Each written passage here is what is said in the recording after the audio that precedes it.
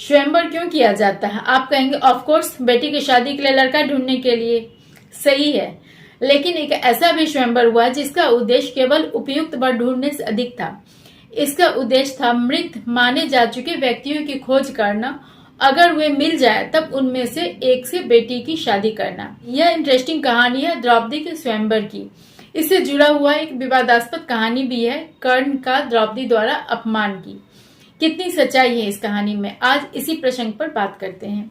हुआ यह था कि जब अपने गुरु द्रोणाचार्य के कहने पर उनको गुरु दक्षिणा देने के लिए पांडवों ने पांचाल देश पर आक्रमण कर उसे हराया और उसके राजा द्रुपद को बंदी बनाया, उस समय पांडवों के स्पेशली अर्जुन के युद्ध कौशल, पराक्रम और सुंदरता से पांचाल नरेश द्रुपद बहुत ही प्रभावित हुए थे। तभी से उनके मन में ये विचार आ गया कि काश अर्जुन उनका दामाद बने। इसी उद्देश्य उन्होंने यज्ञ से एक पुत्र और एक पुत्री की इच्छा जताई, जो कि पूरी भी हुई।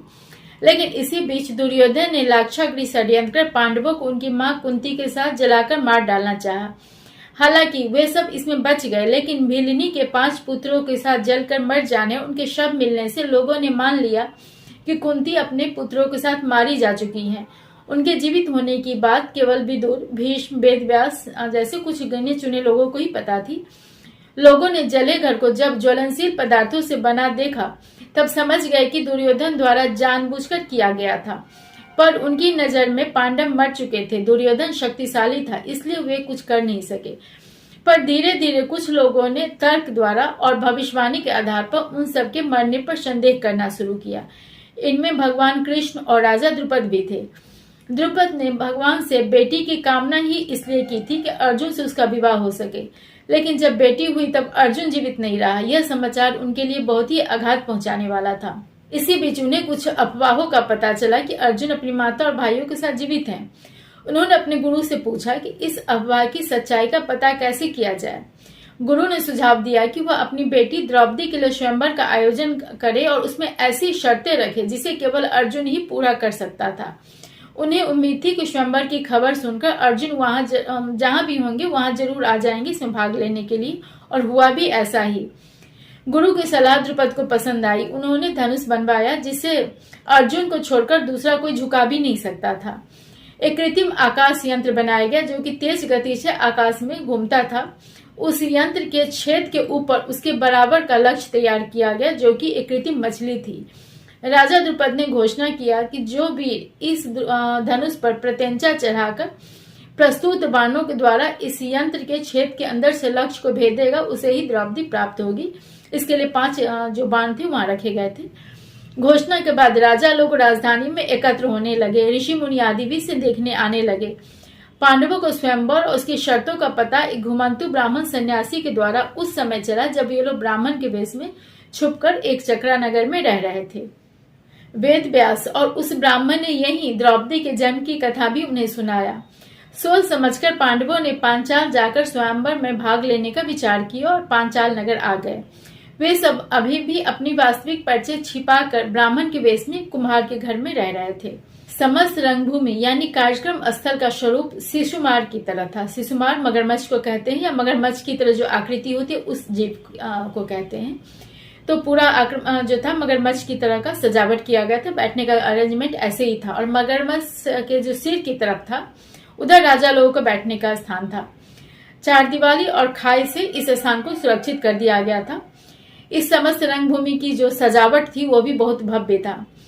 तरह तरह के वाद्य मधुर यंत्र जो थे वो बज रहे थे। नगर में से दूर दूर से आए दर्शक लोग भी अपने अपने स्थान पर बैठ गए। पांडव लोग ब्राह्मणों के साथ अब उनकी पंक्ति में ही चुपचाप बैठे थे।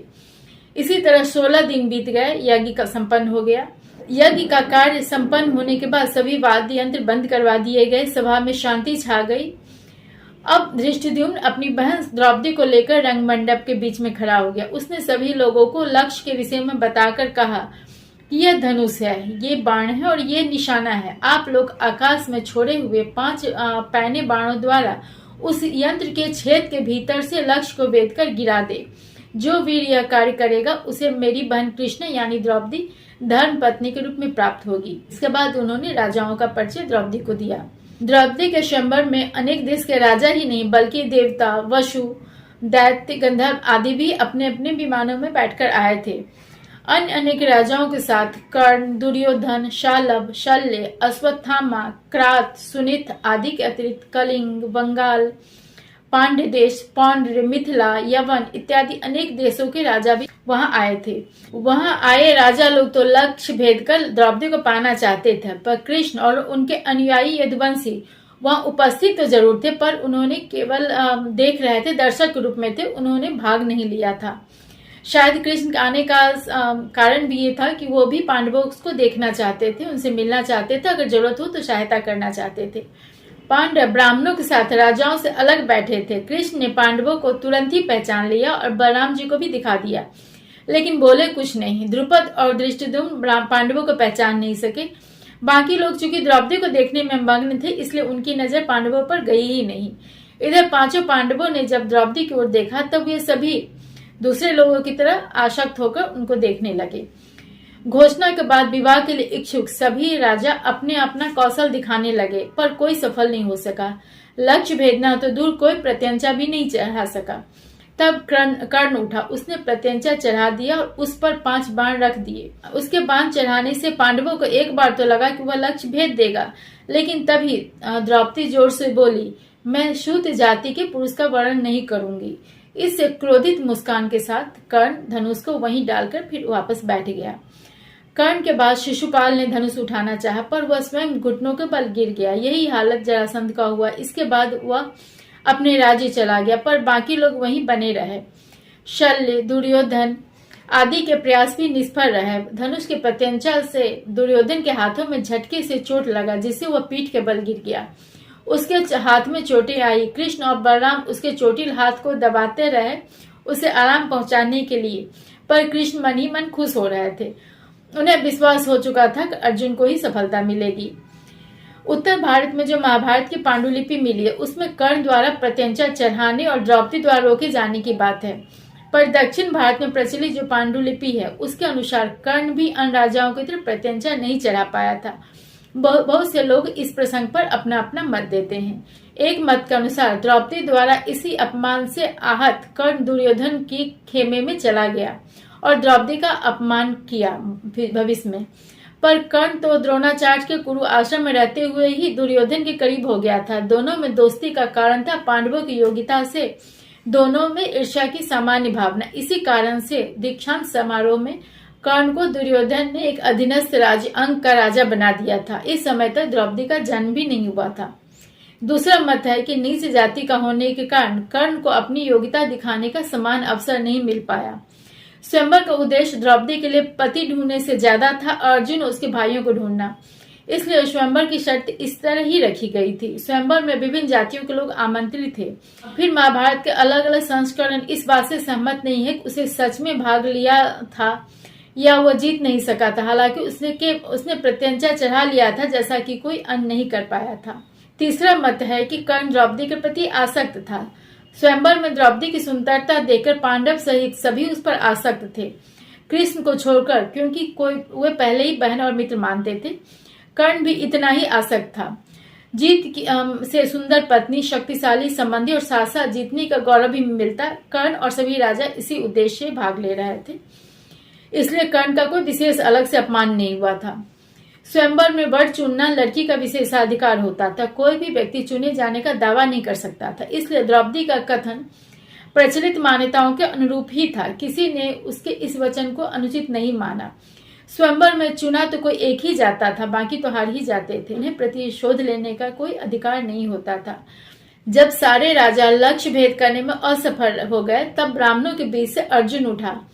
अपने बीच से किसी को उठते देख ब्राह्मणों में उत्साह छा गया, पर यह शंका भी थी कि इतने शक्तिशाली क्षत्रिय जो काम नहीं कर सके, वैसा काम एक साधारण ब्राह्मण बालक कैसे करेगा। कुछ को तो यह भी डर था कि अगर वह सफल नहीं हो सका तो ब्राह्मणों का बड़ा मजाक बनेगा। अर्जुन इन सब बातों से अप्रभावित धनुष के पास पहुंचा। फिर उसने धनुष के चारों ओर घूमकर उसकी परिक्रमा की। मन ही मन भगवान शंकर को प्रणाम किया और कृष्ण को याद करते हुए आसानी से धनुष को उठा लिया। क्षण भर में ही उसने 5 बाण चढ़ा लिए और लक्ष्य का भेद कर डाला। सभा में हर्ष ध्वनि छा गया। राजा द्रुपद की खुशी का ठिकाना नहीं रहा, पर जो राजा प्रयास कर असफल हो चुके थे, उनके मन में क्षोभ था। द्रुपद ने निश्चय किया कि वे जरूरत पड़ने पर लक्ष्य भेद करने वाले ब्राह्मण की सहायता करेंगे। उन्हें पता नहीं था कि ब्राह्मण अपनी सहायता करने में सक्षम है। सभा में हंगामे को बढ़ता देख युधिष्ठिर नकुल और सहदेव के साथ चुपचाप वहां से निकल गए, क्योंकि वे अभी भी लोगों की नजर में नहीं आना चाहते। उन्हें यह भी विश्वास था कि अर्जुन और भीम मिलकर स्थिति को संभाल लेंगे। 5 लोगों को देख के लोग उन पर शक कर सकते थे। इसलिए ब्राह्मण वेशधारी अर्जुन द्वारा स्वयंवर की शर्तें पूरी करने पर सभा में अलग अलग प्रतिक्रिया हो रही थी। इसी बीच द्रौपदी समस्त राजाओं के सामने जयमाला ब्राह्मण वेशधारी अर्जुन के गले में डालकर वहां चुपचाप खड़ी हो गई। अर्जुन भी चुपचाप वहां से बाहर निकल पड़े। द्रौपदी उनके पीछे पीछे चल पड़ी। ब्राह्मणों ने अर्जुन का बहुत सत्कार किया। इसी समय वहां उपस्थित राजा लोग कहने लगे कि राजा द्रुपद हमारा अपमान कर अपनी पुत्री का विवाह ब्राह्मण से करने जा रहे हैं। स्वयंवर क्षत्रियों के लिए होता है, ब्राह्मणों के लिए नहीं। फिर भी यह ऐसा होने दे रहे हैं। अगर इसकी पुत्री हम क्षत्रियों में से किसी का वर्ण नहीं करना चाहती तो हम सब उसे जलती हुई अग्नि में झोंककर अपने अपने राज्य को चल दे।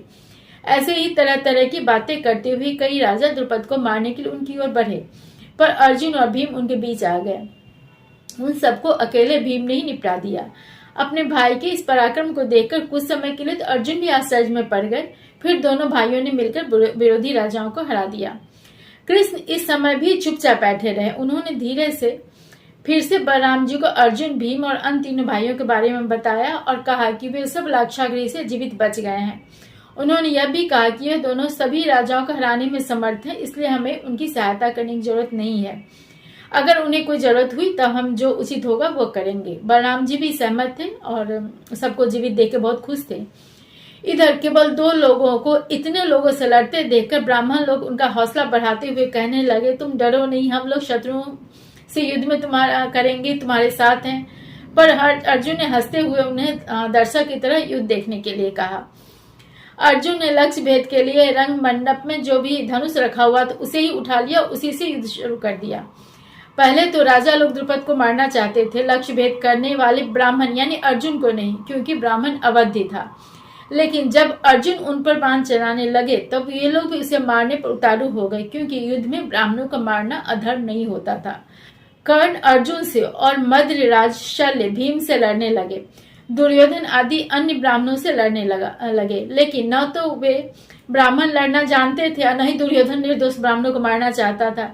इसलिए यह युद्ध केवल औपचारिकता के लिए थी। कर्ण ने कठोर युद्ध किया, पर वह अर्जुन की कुशलता से प्रभावित भी हुआ, उसे हरा नहीं पाया।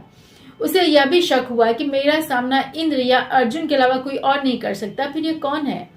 लेकिन बदले हुए वेश में वह अर्जुन को नहीं पहचान पाया। अर्जुन ने अपने को केवल ब्राह्मण कहा था, अपना नाम नहीं बताया था। अर्जुन की बात सुनकर कर्ण ने ब्रह्म तेज को अजय मानते हुए लड़ना व्यर्थ समझा और पीछे हट गया। इस तरह इस युद्ध का में कोई हार जीत नहीं हुई, कोई जीता हारा नहीं। हाँ, भीम और अर्जुन का पलड़ा थोड़ा सा भारी जरूर रहा। भीम ने शल्य को हराकर जमीन पर पटक दिया, लेकिन उन्हें मारा नहीं। यह देखकर कई लोगों का आश्चर्य भी हुआ। भीम ने इसलिए नहीं मारा था क्योंकि शल्य नकुल सहदेव के मामा थे। शल्य हार चुका था। कर्ण युद्ध छोड़कर बैठ गया था। अब राजा लोग युद्ध का विचार छोड़कर भीम को घेर कर खड़े हो गए। साथ ही इन दोनों वीर ब्राह्मणों के बारे में अपनी जिज्ञासा प्रकट करने लगे। कृष्ण और बलराम तो दोनों को पहचानते थे, लेकिन उन्होंने कोई प्रतिक्रिया नहीं दिया। केवल राजाओं के समूह में जाकर कहा, इन दोनों ने द्रौपदी को धर्म पूर्वक प्राप्त किया है, इसलिए युद्ध बंद कर दो। उनके समझाने पर सभी राजा युद्ध छोड़कर वहां से चले गए। अब दर्शकगण भी जाने लगे। अर्जुन और भीम भी द्रौपदी के साथ विदा हो गए, पर ब्राह्मणों द्वारा घिरे होने कारण उनकी गति कम थी। ब्राह्मण के वेश में अर्जुन ने द्रौपदी को जीत लिया। राजाओं के विरोध और थोड़ी सी लड़ाई के बाद भीम और द्रौपदी को साथ लेकर बाहर चले गए। अन्य लोग भी जाने लगे, लेकिन इस सबके बीच कृष्ण, बलराम, द्रुपद और धृष्टद्युम्न और द्रौपदी भी कोई कुछ नहीं बोला। राजा द्रुपद को तो यह भी पता नहीं चला कि उनकी बेटी किससे ब्याही जाएगी, किससे ने उसे जीता है। द्रुपद को पांडवों का सच्चाई कैसे पता चला, उनका क्या रिएक्शन रहा, कृष्ण ने आगे क्या किया, कुंती का क्या रिएक्शन रहा, इन सब बातों पर चर्चा महाभारत सीरीज के अगले वीडियो में।